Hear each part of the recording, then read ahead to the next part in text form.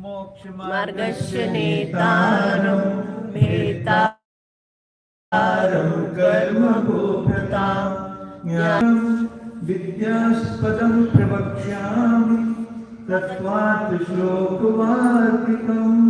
पंचोपनिषद भगवान की 24 तीर्थंकर भगवान की, देवाई लेखराशि आदिनाथ भगवान की, परम पूज्य आचार्य श्री उमा स्वामी जी महाराज की, परम पूज्य आचार्य श्री विद्यानंद स्वामी जी महाराज की, परम पूज्य आचार्य श्री शांति सागर जी महाराज की, परम पूज्य आचार्य श्री सन्मति सागर जी महाराज की, परम पूज्य आचार्य श्री अभिनंदन सागर जी महाराज की, परम पूज्य आचार्य गुरुदेव सुंदर सागर जी महाराज की, गुरुदेव समंत स्वामी की।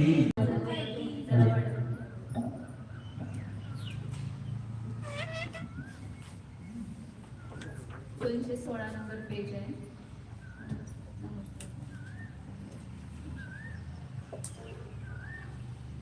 कल का होने के बाद एक श्लोक था, उनका टीका करना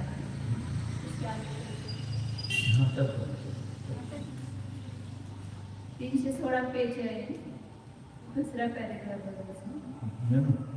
सूत्र पूर्ण झालेला आहे। 5 नंबर का सूत्र पूरा हुआ है। अब 6 नंबर के सूत्र की उत्थानी कार्य ननु नामादिभिः नानादिभिः न्यस्तानाम् अखिल पदार्थानाम् अधिगमः केन कर्तव्य यतः तद्व्यवस्था अधिगमज सम्यक् दर्शन व्यवस्था च स्यात् न च असाधना कस्यचित् व्यवस्था सर्वस्य से इष्टतत्व व्यवस्था अनुसंगात इति वदन्तं प्रति आह सूत्रकारः। शंका करते रहे कि ननु नामादिभिः न्यस्तानां, नाम स्थापना आदि निक्षेपों के द्वारा जिनको रखा है, जिनका निक्षेप किया है, ऐसे संपूर्ण पदार्थों का, मतलब जिसका नाम स्थापना द्रव्य भाव इन 4 निक्षेपों के द्वारा अपने शब्द व्यवहार किया, ऐसे जो पदार्थ है जैसे सम्यक का किया या जीव का किया, अब उस पदार्थों को का ज्ञान ये न कर्तव्य किस साधन के द्वारा करना चाहिए। ये नाम सम्यक दर्शन है या स्थापना सम्यक दर्शन है, ये हमने उसको 4 प्रकार से रखा, लेकिन उसको जानेंगे किस साधन के द्वारा, ऐसा प्रश्न करें। इतर व्यवस्था की उसकी व्यवस्था अधिगम समय दर्शन की व्यवस्था होगी कि किस ज्ञान के द्वारा जाने बिना पदार्थ की व्यवस्था कैसे हो सकती है, नहीं हो सकती है। तो किसके द्वारा उसका अधिगम होगा करना चाहिए कि जिससे उसकी व्यवस्था और अधिगमज सम्यक दर्शन की व्यवस्था होगी, क्योंकि अधिगम ज्ञान हुए बिना सम्यक ये नहीं होता है, उसकी व्यवस्था नहीं होती है। न च साधना कश्चित व्यवस्था, और किसी भी पदार्थ की व्यवस्था बिना साधन के होती नहीं है। और साधना मतलब साधन रहित, किसी भी पदार्थ की व्यवस्था नहीं होती। मतलब किसी भी पदार्थ की व्यवस्था करना है तो उसका कुछ न कुछ साधन होना चाहिए, बिना साधन के पदार्थ की व्यवस्था नहीं हो सकती है। यदि बिना साधन की भी व्यवस्था होने लगेगी तो क्या होगा, सर्वस्य स्वेष्ट तत्व व्यवस्था अनुसंगा, सभी एकांतवादी जो है उनके भी अपने अपने इष्ट तत्व की व्यवस्था होने का प्रसंग आएगा। बिना साधन की व्यवस्था होने लगे तो कोई भी व्यवस्था रहेगी नहीं। ऐसा कहने वाले के प्रति आचार्य सूत्रकार आगे बता रहे हैं, आगे का सूत्र कहते हैं। यहाँ यह शंका है कि नाम स्थापना द्रव्य और भावों से न्यस्त कर दिए गए संपूर्ण पदार्थों का निर्णय किससे करना चाहिए, बतलाइए, जिससे कि लोग प्रसिद्ध नाम आदि को करके व्यवहृत उन पदार्थों की व्यवस्था हो सके तथा अन्य के उपदेश या शास्त्र वाचन से उत्पन्न हुए अधिगम जन्य सम्यक दर्शन की व्यवस्था बन सके। भावार्थ, चक्षु से कुछ कुछ देखने वाले पुरुष के लिए उपनेत्र यानी चश्मा उपयोगी होता है। सर्वथा अंधे को उपनेत्र या दूरवीक्षक दूरबीन सहायक नहीं होती हैं। तैसे ही आत्मा के किसी स्वयं पर प्रकाशक परिणाम द्वारा पदार्थों का निर्णय कर चुकने पर तो नाम अधिक सहकारी बन सकते हैं। ज्ञापक साधन के बिना किसी की व्यवस्था नहीं होती है। अन्यथा सर्वथा प्रमाण विरुद्ध बोलने वाले सभी वादियों के या मत मूर्छित या स्वप्नदर्शियों के अपने अपने इष्ट तत्वों की व्यवस्था होने का प्रसंग हो जाएगा। इस प्रकार बोलने वाले जिज्ञासु के प्रति तत्वार्थ सूत्र को रचने वाले श्री उमा स्वामी महाराज उत्तर कहते हैं। जीवादि पदार्थों का अधिगम किसके द्वारा करना चाहिए? सामान्य प्रश्न है। हाँ। प्रमाणनयैर अधिगमः। प्रमाणनयैर अधिगमः। अधिगम मतलब ज्ञान किसके द्वारा होता है? वो साधन बताया यहाँ पर। प्रमाण और नयों के द्वारा जीवादि पदार्थों का और संवेदनादि का अधिगम होता है, तो ज्ञान होता है। तो प्रमाण और नय ये दो साधन है इसको जीवादि पदार्थों को जानने के। जीवादि पदार्थों में जाना तो इसका अवलंबन लेना पड़ेगा प्रमाण और नय। जैसे प्रमाण और नय क्या है वो भी समझना पड़ेगा ना। प्रमाण और नय पता नहीं है, फिर उसके द्वारा हम जीवादि पदार्थों को कैसे जानेंगे? तो उसका स्वरूप बताएंगे अभी सब टीका में। प्रमाण नय ही दो साधन है और वचन कौन सा है? बहुवचन है। तो दो ही साधन है तो द्विवचन रखना चाहिए ना, तो बहुवचन क्यों रखा है? तो नय भी बहुत है और प्रमाण भी प्रत्यक्ष परोक्ष से दो है और नयों के भी अनेक भेद हैं। ये उसमें से ही आचार्य ने बताया, सूत्र संक्षेप में होते हैं और उसमें छोटे सूत्र के द्वारा बहुत सारा वर्णन किया जाता है। बहुवचनावरण आचार्य ने बता दिया कि प्रमाण और नय अनेक है और उनके द्वारा अधिगम होता है और ज्ञान होता है। प्रमाण और नय के द्वारा जीवादि पदार्थों का अधिगम होता है। वस्तु को सकलादेश द्वारा जानने वाले स्वयं पर प्रकाशक प्रमाणों से और संगी के उत्पन्न हुए वस्तु अंश को विकलादेश द्वारा जानने वाले शुद्ध ज्ञान अंश रूप नयों से सम्यक दर्शन आदि तथा जीव आदि संपूर्ण पदार्थों का निर्णय होता है। प्रमाण को सकलादेश कहते हैं, उसका आएगा सब खुलासा। और नय को क्या कहते हैं? विकलादेश। जो नय प्रमाण क्या करता है? वस्तु के संपूर्ण वस्तु को अखंड रूप से ग्रहण करता है, इसमें भेद नहीं करता है, कोई भेद पर्याय भेद न करते हुए संपूर्ण धर्मों से सहित एक जो धर्मी है उसको विषय करता है। और नय क्या करता है? जो प्रमाण के द्वारा जानी हुई वस्तु है उसके एक अंश को ग्रहण करता है नय। जैसे प्रमाण से हमने ग्रहण किया कि यह जीव है, तो उसमें कुल भेद वगैरह कुछ नहीं किया, अनंत धर्मात्मक एक जीव को ग्रहण किया। फिर नहीं क्या कहता है कि जीव नित्य है, जीव अनित्य है, जीव एक है, अनेक है, ये सब क्या हो गए? नय हो गए। तो नय एक धर्म को ग्रहण कर, एक धर्म के द्वारा धर्म को ग्रहण करता है और प्रमाण पूरे वस्तु को एक साथ ग्रहण करता है। ये दोनों में अंतर है। सर्व अर्थानां मुमुक्षुभिः ही कर्तव्य न पुनः असाधनः एव अधिगमः इति व्याख्यार्थः। इसमें इस सूत्र के साथ इतने शब्द जोड़ना, सभी पदार्थों का मुमुक्षु लोगों को मुमुक्षुओं के द्वारा प्रमाण नय से अधिगम करना चाहिए, ऐसा लगाना पूरा। न पुनः साधन अधिगम, अधिगम जो है वो साधन रहित नहीं है, मतलब अधिगम जानने का साधन है। प्रमाण और नय ये जानने के साधन है, ऐसा वाक्यार्थ। क्योंकि सूत्र जो होते हैं ना, सोपस्कार आणि सूत्राने से कहा है, वो सूत्र उपस्कार सहित होते हैं, मतलब उसके लिए अन्य शब्दों की आवश्यकता लगती है। पिछले सूत्र से आते हैं या आध्यात्मिक रूप से भी दूसरी जगह से भी उसको लेना पड़ता है। तो यहाँ पर सभी किसका अधिगम होगा? सभी पदार्थों का अधिगम करना चाहिए, ऐसा अर्थ लगाना है। कथम असो तहि कर्तव्यः इति आहा। ये अधिगम तहि मतलब प्रमाण और नयों के द्वारा कैसा करना चाहिए, ऐसा प्रश्न होने पर आगे आचार्य कारिका में बताएंगे। इस सूत्र वाक्य का अन्य उपयोगी पदों के उपस्कार लेने पर यह अर्थ हुआ कि मोक्ष को चाहने वाले पुरुषों को संपूर्ण अर्थों का प्रमाण और नयों से निर्णय कर लेना चाहिए। फिर तो बिना ही ज्ञापक कारण के अधिगम नहीं किया जा सकता है। कोई भव्य कहता है कि वह अधिगम उन प्रमाण नयों करके कैसे करना चाहिए। ऐसी जिज्ञासा होने पर आचार्य उत्तर कहते हैं। सूत्रे नामादि निक्षिप्त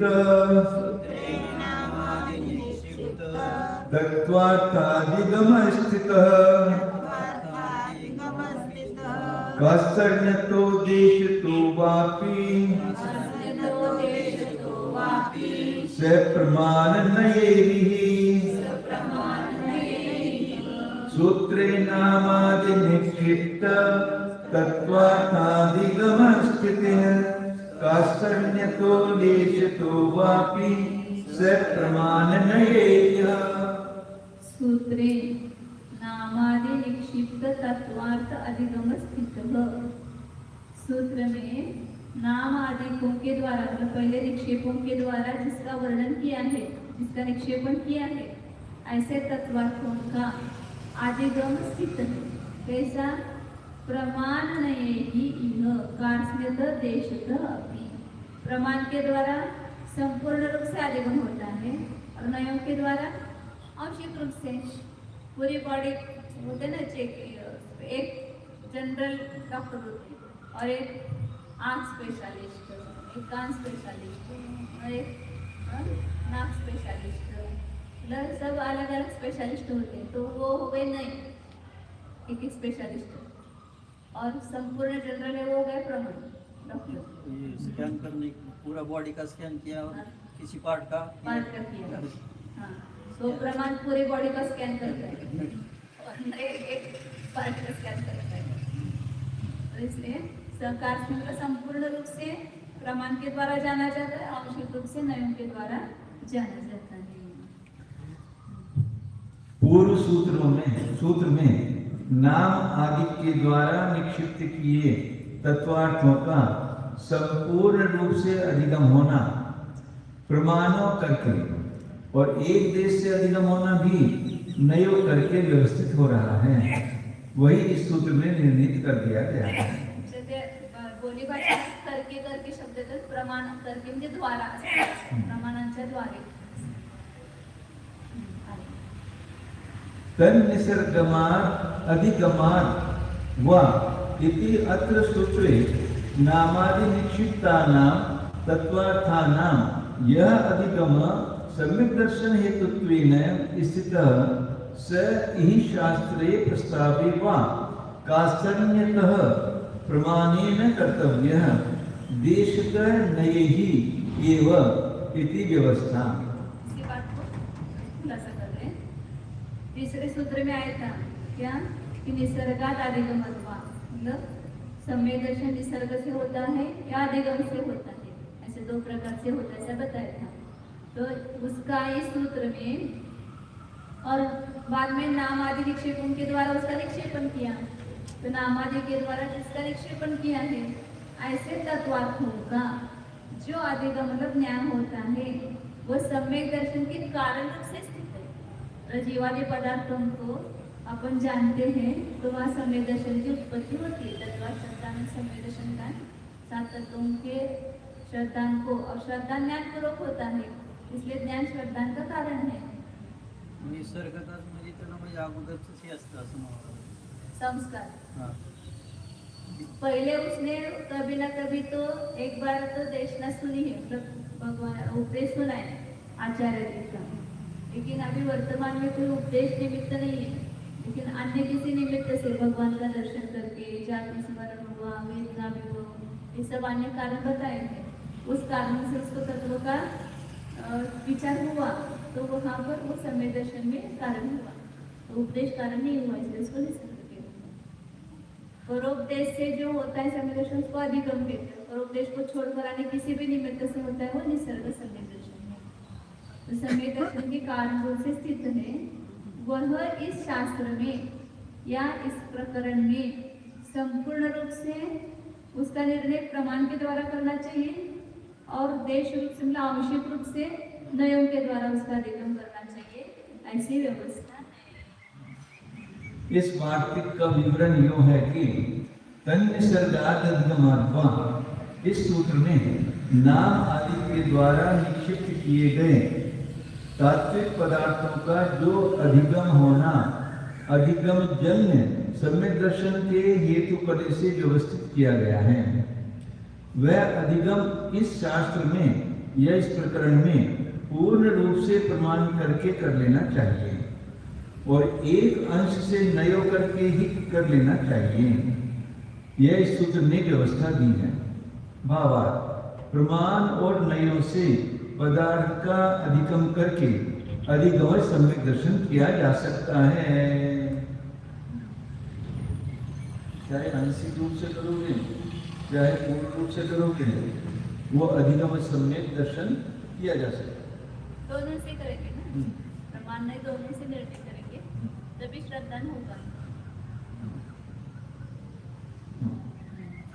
ननु एवं प्रमाणनयानाम अधिगमः तथा अन्यैः प्रमाणनैः कार्यं तद अधिगमः अपि अपरैः इति अनवस्था स्वतः तेषाम् अधिगमे सर्वार्थानां स्वतः स अस्तु इति न तेषाम् अधिगम साधनत्वम्। अभी शंकर अपनी शंका कर रहे हैं कि आपने क्या कहा कि जीवादि पदार्थों का अधिगम प्रमाणावनय के द्वारा होता है। अब प्रमाण नहीं को हम कैसे जानेंगे? तो उसके लिए दूसरे प्रमाण नहीं चाहिए प्रमाण को जानने के लिए। तो प्रमाण नयों का अधिगम प्रमाण नय के द्वारा पदार्थों का अधिगम मतलब ज्ञान होगा। अब प्रमाण नयों का अधिगम कैसे होगा? इसके लिए दूसरे प्रमाण नहीं, तो फिर उस प्रमाण नहीं का अधिगम कैसे होगा? परंतु इसलिए प्रमाण नहीं माने, तो इस प्रकार क्या होगी? ये अनवस्था नाम का दोष है। तो यहाँ अनवस्था दोष आता है। अब उस पर आप उत्तर दोगे, वो शंकाकारी कहता है कि नहीं, प्रमाण नयों का अधिगम तो स्वतः ही होता है, मतलब उसके लिए दूसरे साधन की आवश्यकता नहीं है, प्रमाण नयों का द्वार स्वयं ही हो जाता है। तो फिर पदार्थों का भी स्वयं मान लो। प्रमाण नयों का यदि स्वतः अधिगम होता है, ज्ञान होता है, तो सभी पदार्थों का स्वतः ही ज्ञान हो जाओ। इसलिए अधिगम का साधन बना उनको प्रमाण नयों को मानना ठीक नहीं है। अनधिगता एवं प्रमाणनयः पदार्थ अधिगम उपाया ज्ञापकत्वात् अति प्रसंगात् च इति अपरः। और फिर आप ऐसा कहिए, सब शंका करके शंका ही है, और फिर आप ऐसा कहोगे, वो कहता है कि प्रमाण नहीं बिना जाने गए ही, मतलब प्रमाण नहीं उनको जानने की आवश्यकता नहीं है, ऐसा यदि कहोगे कि बिना जाने गए ही प्रमाण नहीं पदार्थ के अधिगम के उपाय है, ऐसा कहना ठीक नहीं है। तो वे पदार्थ के जानने के उपाय नहीं हो सकते हैं, क्योंकि ज्ञापकत्वात् स्वयं ज्ञान करा रहा है, तो उसका ज्ञान हुए बिना कैसे ज्ञान कराएगा? यदि लाइट हमको पदार्थों को प्रकाशित कर रही है, तो लाइट प्रकाशित होनी पड़ेगी कि नहीं पड़ेगी? लाइट का प्रकाश हुए बिना वो पदार्थों को प्रकाशित कैसे कर सकते हैं? ऐसे प्रमाण नहीं को नहीं जानेंगे तो उसके द्वारा पदार्थों का ज्ञान कैसे होगा? वही अज्ञात है, उसके द्वारा पदार्थों का ज्ञान कैसे होगा? ज्ञापक है, मतलब जानने वाले हैं, ज्ञान कराने में निमित्त है। तो अति ऐसा मानेंगे तो अति प्रसन्न कोई भी फिर जाने का काम करने लगेगा। घटपट आदि भी सब अपना अपना ज्ञान करा देंगे। तो ऐसा कोई शंका करता है, उसको उत्तर अभी आगे देंगे। प्रमाण नहीं की जरूरत नहीं है।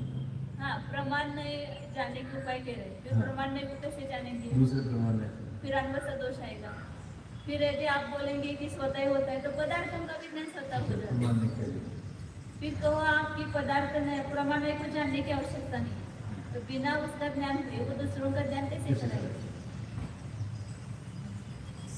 यह शंका है कि जैसे जीव आदिकों का अधिगम प्रमाण और नयों से किया जाता है, इस प्रकार उन प्रमाणमयों का अधिगम भी इसी प्रकार अन्य प्रमाणमयों करके किया जाएगा तथा उनका भी अधिगम तीसरे प्रमाणमयों करके किया जाएगा।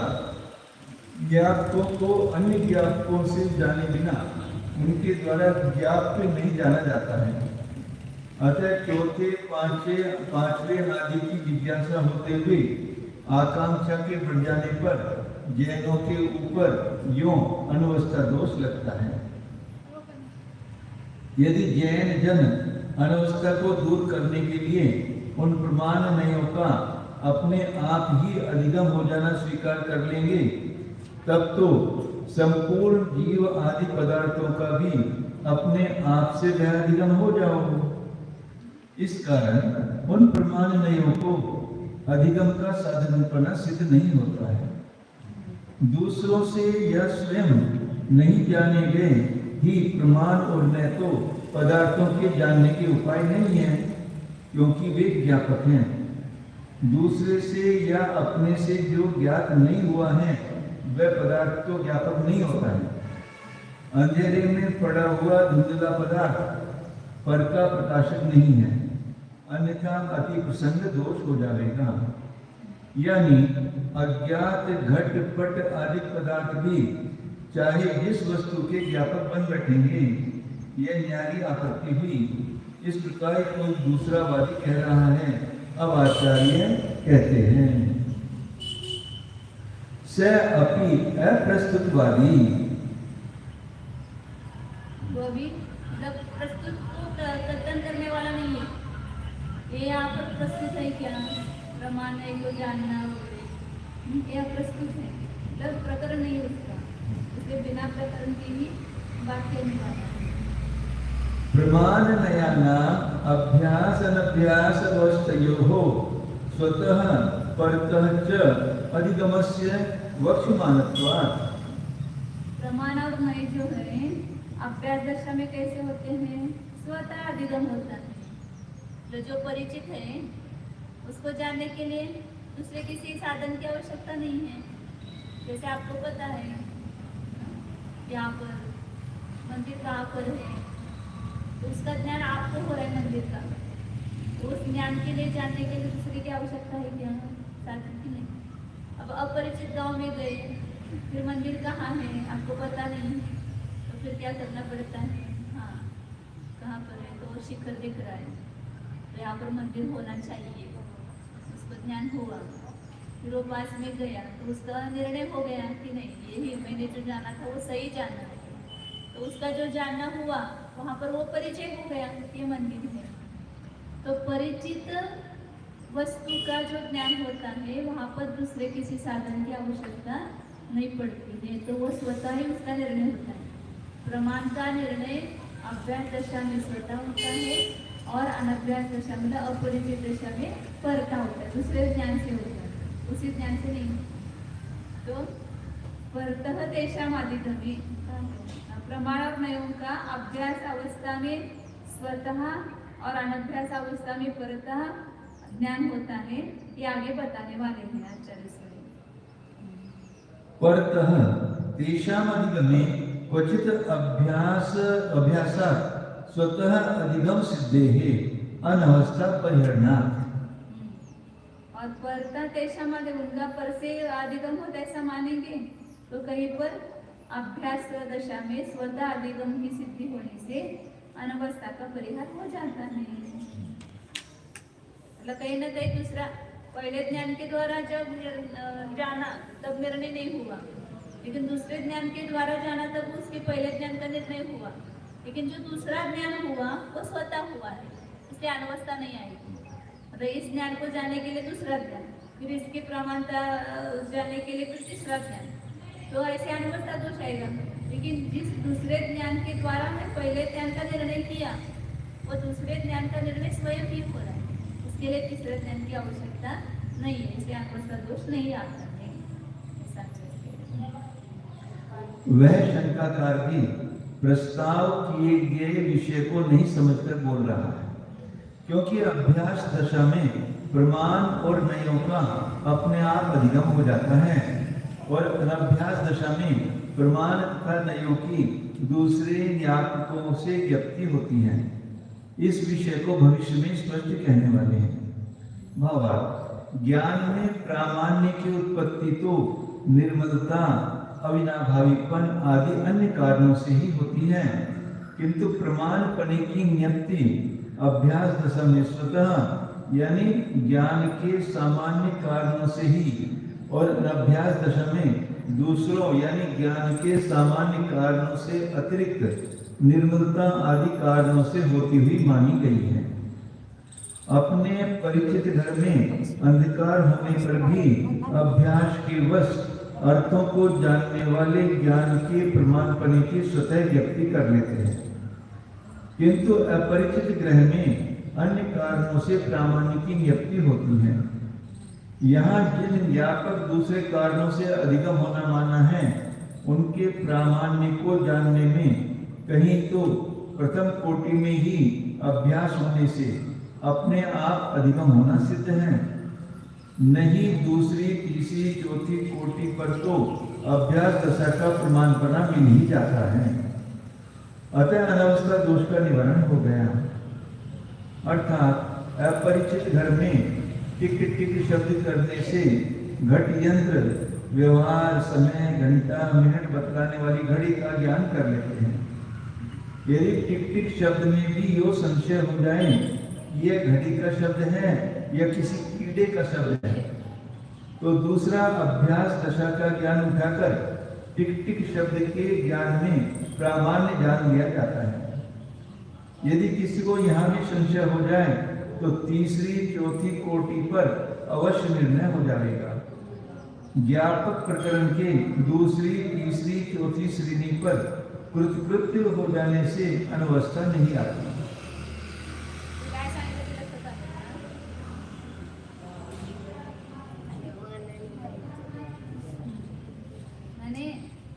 अभ्यास दशा आणि अनभ्यास दशा, परिचित दशा आणि अपरिचित दशा सांगितलं। तर अपरिचित दशामध्ये परता होते की नाही, मग तिथं जाणवं सदोषी। तर परिचित अपरिचित दशामध्ये सुद्धा पहिल्या ज्ञानाचा निर्णय झाला नाही, पहिल्या ज्ञानाच्या द्वारेच, परंतु दुसरं ज्ञान झाल्यानंतर तिथं पण समजा झाला नाही निर्णय, तर निदान तिसऱ्या ज्ञानाच्या द्वारे निर्णय होईल की मी जाणत होतो ते खरंच आहे। आता जसं आपण कुठं तर चाललो, कुठे म्हणजे शोधत चाललो, पहिल्यांदा प्रश्न तिथं मंदिर असेल, मग तिथं निर्णय झाला का इथंच मंदिर आहे म्हणून नाही झालं, मग पुन्हा पुढे गेलो, पुन्हा ते लोक हातात डबा घेऊन अष्टकचे थाळी घेऊन या लागले, मग त्याला की हा बरोबर हे इथंच मंदिर आहे, तरी पण अजून निर्णय झाला। पुढे गेलो, शिखर दिसलं त्या ठिकाणी आपल्याला आणि हा मंदिर दिसलं, तर मग तिथं आपल्याला त्या ज्ञानाचा निर्णय त्याला विचारायची गरज आहे का? तिसऱ्याला पुन्हा तिथं तो स्वतः झाला ना निर्णय, त्या ज्ञानाबरोबर निर्णय झाला हेच मंदिर आहे, मी पहिला जे जाणलं होतं ते सत्य आहे। म्हणजे पहिल्या जाणलेल्या ज्ञानाचा निर्णय ह्या तिसऱ्या ज्ञानाच्या द्वारे झाला, परंतु तिसऱ्या ज्ञानाचा निर्णय त्याच क्षणी त्याच ज्ञानाच्या द्वारे झाला। त्यामुळे पुढे आता पुन्हा शृंखला वाढवायची गरज नाही, पुन्हा त्याचा निर्णय पुढच्या ज्ञानाच्या द्वारे, पुन्हा त्याचा निर्णय पुढच्या ज्ञानाच्या द्वारे, असं अनवस्थाचा प्रसंग येत नाही हे सांगायला पाहिजे। भले 1 2 3 4 ज्ञानाच्या द्वारे निर्णय झाला नाही, परंतु पुढच्या ज्ञानाच्या द्वारे तिथं निर्णय होईल त्याचं तिथं स्वतः होईल। व्यर्थ में संशय और जिज्ञासाओं को उठाने की धुन रखना प्रशस्त नहीं है। ऐसा कौन ढलुआ बैठा है जो कि अपने आप बार बार पांव धोने के लिए अनेक बार कीचड़ को लगाता फिरे।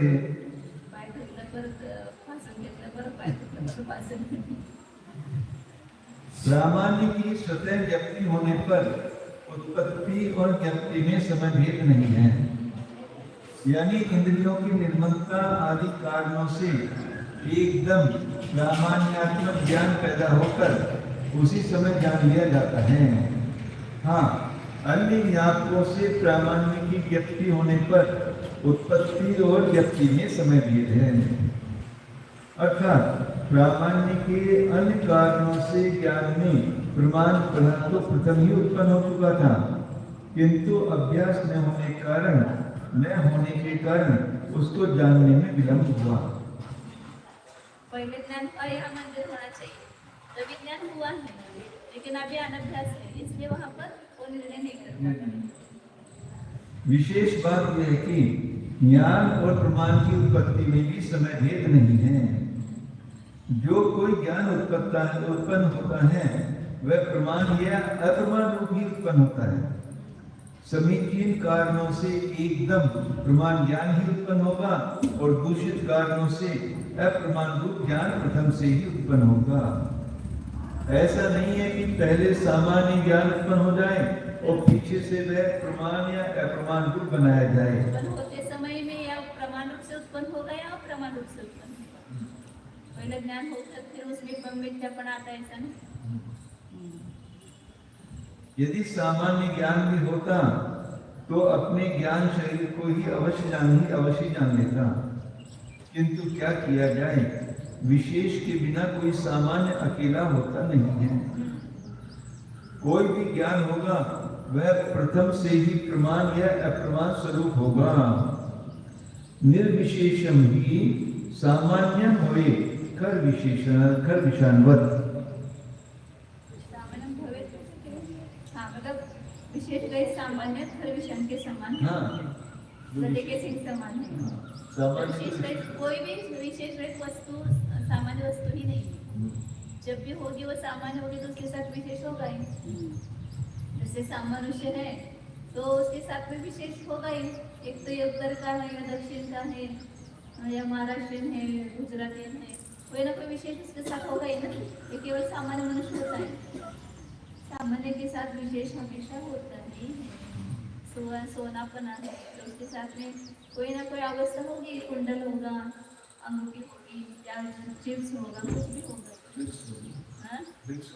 हाँ, कुछ भी होगा।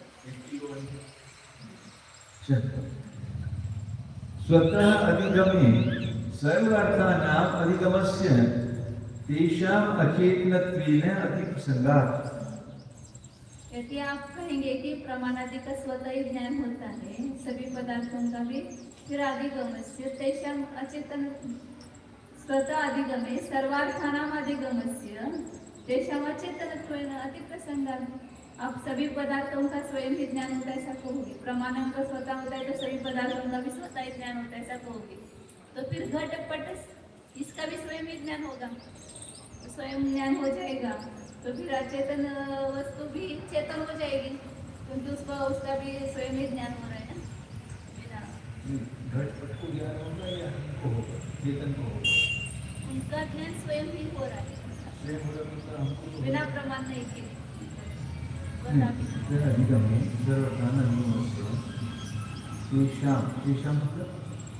जीवादि पदार्थों का उनको सर्वार्थानाम अधिगमस्य तेषाम अचेतनत्वेन अतिप्रसंगात्। सभी पदार्थ अचेतन होने से उनमें भी वो स्वतः ही अधिगम होने का प्रसंग आता है। चेतन अर्थाना कथंचित प्रमाण नयात्मकत्वेन स्वतः अधिगमः अधिगमस्य इष्टत्वाच्च श्रेयान् प्रमाण नयेर अधिगमः अर्थानां सर्वथा दोष अभावात्। यदि आप ऐसा कहोगे, ऐसा अतिप्रसंग टालने के लिए कि जो चेतन पदार्थ है उनका कथंचित प्रमाण और नयात्मक होने से स्वतः अधिगम होता है, सदा अधिगम माना इष्ट है, ऐसा कहोगे तो फिर प्रमाण नयम के द्वारा पदार्थों का अधिगम होता है। ये बात श्रेय कल्याणकारी है, हितकारी है, क्योंकि सर्वथा दोष का अभाव होने से राष्ट्र में स्वीकार किया कि चेतन पदार्थों को प्रमाण नयम के द्वारा जीवादि पदार्थों का अधिगम होता है। शंकाकार ने पूर्व में कहा था कि प्रमाण नयों का अपने आप अधिगम होना मानोगे तो संपूर्ण अर्थों का भी अपने आप अधिगम हो जाएगा। इस पर हमारा ये कहना है कि सभी जड़ या चेतन अर्थों की अपने आप व्यक्ति होना माना जाएगा तो व्यक्ति का अतिप्रसंग दोष हो जाएगा, क्योंकि वे घटपट आदि अर्थ अचेतन होने के कारण स्वयं अपना ज्ञान नहीं कर सकते हैं। प्रमाण नाही केलं, वो ज्ञान नाही कर सकते. हे घटपट म्हणजे ते अचेतन आहे ते असं चेतन आहे का असं त्यांना म्हणायचं आहे. असं बिना कोणत्या साधनाच्या द्वारे स्वयं ज्ञान होत असं मानतील, तर घटपटाधिक वस्तूंचं जे ज्ञान होतंय ते सुद्धा स्वतः होत असं मानतं, तर त्यांना स्वतःला सुद्धा स्वतःचं ज्ञान व्हायला लागेल ना. ये घड़ी भी जानने लगेगी कि मैं घड़ी हूँ, हां. अचेतन भी जानने लगेगा, क्योंकि वे घटपट आदि अर्थ अचेतन होने के कारण स्वयं का ज्ञान नहीं कर सकते हैं. अचेतन पदार्थ यदि ज्ञान करने लगे तो वे चेतन हो जाएंगे. ज्ञान के समान कंकड़ डेल भी अपने को जानकर इष्ट अनिष्ट पदार्थों का ग्रहण या त्याग करने लग जाएंगे. हाँ, एक बात यह है कि संपूर्ण अर्थों में से ज्ञान, आत्मा, इच्छा, सुख, दुख आदि चेतन या अचेतन के अंशरूप पदार्थों को चेतन या चेतन के अंशरूप, आदि चेतन या चेतन के अंशरूप पदार्थों को किसी अपेक्षा से प्रमाण न स्वरूप होने के कारण अपने आप अधिगम होना इष्ट किया है. अतः सभी प्रकार दोष न होने से प्रमाण और नयों के द्वारा पदार्थों का अधिगम होना श्रेष्ठ है. प्रमाण और नयों के द्वारा पदार्थों का अधिगम होता है, ये अर्थ स्पष्ट किया है. अब आगे उसका जो सूत्र में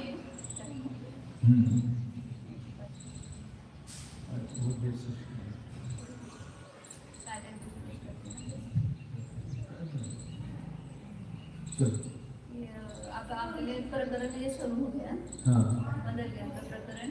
हाँ. ये उसमें जो सूत्र में प्रमाण पहले क्यों रखा है, हाँ. बाद में क्यों रखा है, इसकी चर्चा चल रही है.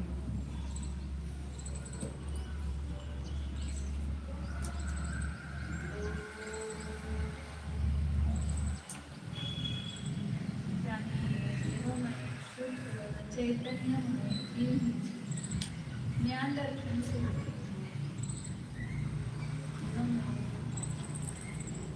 एक ही, इस एक में अन्य कुछ नहीं. मैं परद्रव्य से भिन्न हूँ, परद्रव्य के भाव से भी भिन्न हूँ, परद्रव्य के निमित्त से उत्पन्न हुए अपने विभाव भावों से भी भिन्न हूँ. मैं पर्याय भेद से भिन्न हूँ, गुण भेद से भी भिन्न हूँ, पर से विमुक्त, स्व से ऐसा एकत्व ये जान. अबद्ध स्पष्ट, शरीर से कर्म से बंधा नहीं और दुष्ट भी नहीं. ऐसी वस्तु है आदि विद्यमान है जो शरीर में रहते हुए भी शरीर से बंध नहीं, कर्म के बीच रहते हुए भी कर्म से बंध नहीं, स्पष्ट नहीं. ऐसी उस अनेकांतात्मा जीव नामक वस्तु अपने प्रमाण ज्ञान के द्वारा जानिए. स्वतः सिद्ध चैतन्य स्वरूप, परिपूर्ण चैतन्य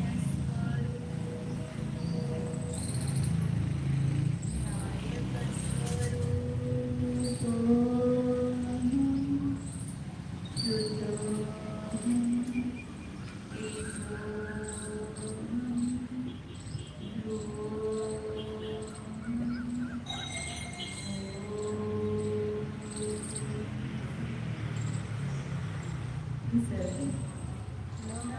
नायक स्वरूप, नमो सिद्धार्थ